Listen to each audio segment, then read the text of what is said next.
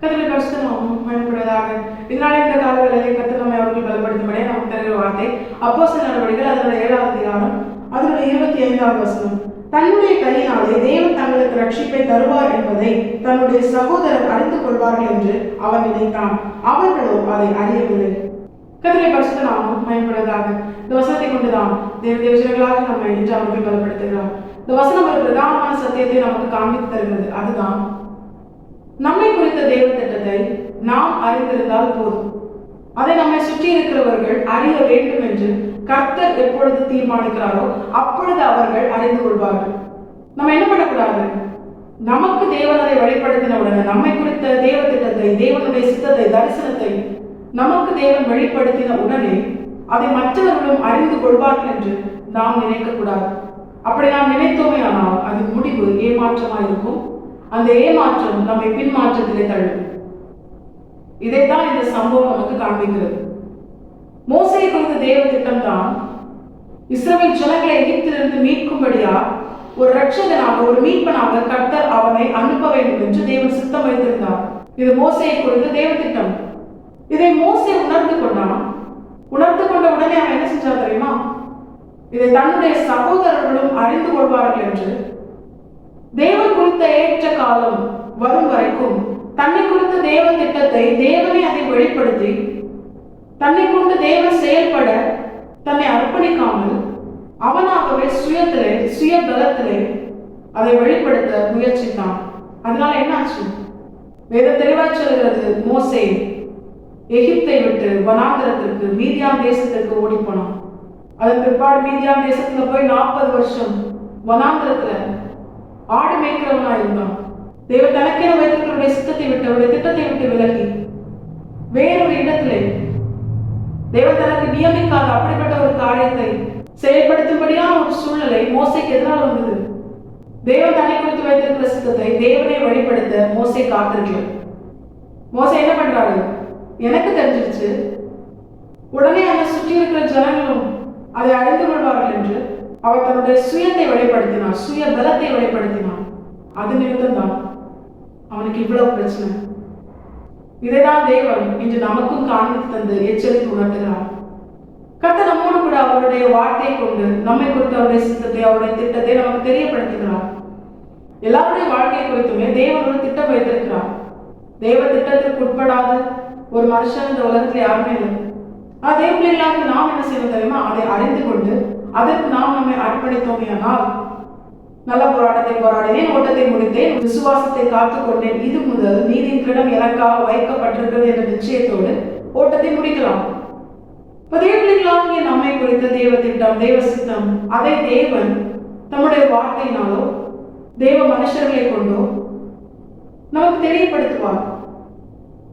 அப்படி தெரியப்படுத்தின உடனே நம்ம என்ன பண்ணக்கூடாது? நம்முடைய சுய பலத்தை பயன்படுத்தி அதை நம்மை சூழ்ந்திருக்கிற ஜனங்களும் அறிந்து கொள்ள வேண்டும் என்று எந்த ஒரு காரியத்தையும் செய்யக்கூடாது. தேவன் ஒரு வார்த்தையை தந்து தேவன் நம்மை குறித்த திட்டத்தை நமக்கு வெளிப்படுத்தினாலேயானால் அதை தேவனை மற்றவர்களும் அறிந்து கொள்ளும்படியால் அவர் வெளிப்படுத்த ஒரு ஏற்ற காலத்தை வைத்திருப்பார். தேவர்களாகி நாம் என்ன செய்யணும் தெரியுமா? எப்படி நமக்கு தேவன் நம்மை குறித்து வைத்திருந்த திட்டத்தை தேவன் தம்முடைய ஏற்ற காலத்தில் வெளிப்படுத்தினாரோ அதே போல நம்மை சூழ்ந்திருக்கிற ஜனங்களுக்கும் நம்மை குறித்த தேவ திட்டத்தை வெளிப்படுத்தி நம்மிலே நம்முடைய தேவன் மகிமைப்பட அவர் வைத்திருக்கிறவருடைய சித்தத்தை அவரே தெரியப்படுத்துவார். அதற்கு அவர் ஒரு ஏற்ற காலத்தை வைத்திருப்பார் என்று சொல்லி தேவர்களாகி நாம் காத்திருக்கணும். அவருடைய ஏற்ற காலம் வரும் வரைக்கும் அவர் நம்மை குறித்து வைத்திருக்கிற அவருடைய சித்தத்தை அவர் வெளிப்படுத்தும்படியான ஏற்ற காலம் அது வரும் வரைக்கும் நாம் காத்திருந்தோமையானால் யோசேப்பை போல அவருடைய ஏற்ற காலம் வந்த பொழுது பார்வோனுடைய சமூகத்திலே கர்த்தர் யோசேப்பை எப்படி உயர்த்தினார் தெரியுமா? இவனை போல தேவனுடைய ஆவியை பெற்ற வேறொருவன் இங்கு இல்லை அப்படின்னு சொல்ற அளவுக்கு, அந்த இடத்திலே பெரிய பார்வோனை சொல்ற அளவுக்கு தேவன் யோசேப்பை தன்னுடையவனாக உயர்த்தி நிறுத்தினான். இதற்கு யோசேப்பு என்ன பண்ணல? தானாக எந்த முயற்சியும் செய்யல. ஆனால் அதற்கு முன்பதாக தகப்பன் வீட்டில் இருக்கும் பொழுது யோசேப்பு தனக்கு தேவன் தந்த திட்டத்தையும் அவருடைய வார்த்தையும் தன்னை சூழ்ந்திருக்கிறவர்களும் அறிந்து கொள்வார்கள் என்று தன்னுடைய சொந்த பலத்திலே அதை வெளிப்படுத்த அவன் முயற்சித்தான். தேவன் தந்த தரிசனத்தை, சொப்பனத்தை அவர்களுக்கு அவன் தெரியப்படுத்தினான். அதனால என்ன வந்தது? பிரச்சனை தான் வந்தது. எப்பவுமே தேவர்களாக்கி நாம் தெரிந்திருக்க வேண்டிய பிரதானமான காரியம் அதுதான். நம்மை குறித்து நமக்கு தேவன் தந்த வார்த்தைகளை நம்மை சூழ்ந்திருக்கிறவர்களும் அறியணும், நம்பணும் அப்படின்னு அவசியம் உண்டு. அதற்கு தேவன் ஒரு ஏற்ற காலம் வைத்திருப்பார். அந்த ஏற்ற காலம் எப்படிப்பட்டதா இருக்கும் தெரியுமா? நம்மை சூழ்ந்திருக்கிறவர்கள் கர்த்தர் நாமத்தை மகிமைப்படுத்தும்படியால் தேவர்களாகிய நாம் உயர்த்தப்பட்டிருப்பதை கண்டு அவர்கள் பிரமித்து கர்த்தரே தேவன் என்று கர்த்தரை மகிமைப்படுத்தும்படியான ஒரு நிலையாகும். யோசேப்பின் வாழ்க்கையில பின்னாட்களிலே அவன் உயர்த்தப்பட்ட போது அவன் சகோதரர்கள் அவன் கிட்ட சேர அவனுக்கு பதில் சொல்ல கூட பயந்தாங்க.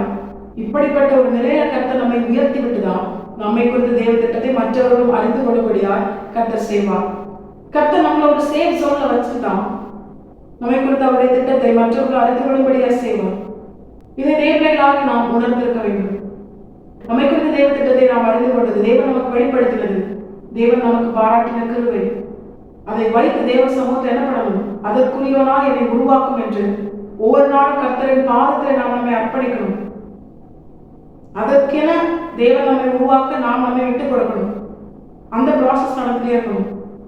அதை விட்டுட்டு ஆண்டவர் என்ன பத்தி எல்லாம் சொன்னார் தெரியுமா அப்படின்னு சொல்லி மற்றவர்களுக்கு தெரியப்படுத்தினா இது இவன் வாழ்க்கையில நடக்கவே கூடாதுன்னு சொல்லிதான் என்ன பண்ணுவாங்க? மற்றவர்கள் இவன் சொப்பனை எப்படி நடக்குதுன்னு பார்க்கலாம்னு சொல்லிதான் சகோதரர்களே அவனை கொலை செய்யும்படியா நெருங்கினார்கள். அதுல இருந்து கர்த்தர் காப்பாற்றினார். இப்படிதான் நம்மை சூழ்ந்திருக்கிறவங்க செய்வாங்க. இந்த மோசையை மனமடிவாக்குனாங்க. தேவன் வைத்திருக்கிற திட்டத்தில் இருந்து அவன் பின்மாறி போகும்படியால் அந்த இடத்தை விட்டு அவன் ஓடி போகும்படியான கிரியைகளை அவர்கள் நடப்பித்தார்கள். தேவர்களாக நாம் இதை உணர்ந்து நம்மை குறித்து தேவன் தந்த வார்த்தைகள், திட்டங்கள், தரிசனங்கள் இது யார் கூட ஷேர் பண்ணாம கர்த்தர் சமூகத்துல அந்த வார்த்தைக்குரியவனா என்னை மாற்றும், என்னை உருவாக்கும் என்று சொல்லி நாம் நம்மை அர்ப்பணித்து கர்த்தருக்கு பிரியமான கிரியைகளை நடப்பிக்கும் பொழுது கர்த்தர் அவர் சொன்னபடி அவருடைய வார்த்தைக்குரியவர்களாய் நம்மை மாற்றி நம்மை உயர்த்தி அவருடைய ஏற்ற காலத்தை நம்மை உயர்த்தி நம்மிலே சர்வவல்லமையுள்ள தேவன் மகிமைப்பட்டு நம்மை சூழ்ந்திருக்கிற ஜனங்களும் கர்த்தர் நம்மை குறித்து வைத்திருக்கிற திட்டத்தையும் அவருடைய சித்தத்தையும் அவர் நமக்கு தந்த வார்த்தையும் அறிந்து கொள்ளும்படியா தேவன் நம்மை உயர்த்தி நிறுத்துவது, அவருடைய அன்பின் அடையாளமாய் இந்த உலகத்திற்கு முன்பாக நம்மை நிறுத்துவது அதிக நிச்சயம். தேவர்களாகி நாம் இதை உணர்ந்தவர்களால் தாசத்துக்கு கீழ்ப்படுத்தி வாழ நாம் நம்மை முழுமையாய் கர்த்தரை பார்த்து அர்ப்பணிப்போம். கர்த்தாவே இந்த வசனத்தை கேட்டு நம் அனைவரையும் ஆசீர்வதித்து வழிநடத்துவாராக. கர்த்தரை பரிசுத்தம் மட்டுமே மகிமைப்படுவதாக. மரணாதா இயேசு வருகிறார், ஆயத்தமாகவும் பிறரை ஆயத்தப்படுத்துவோம். ஆமென்.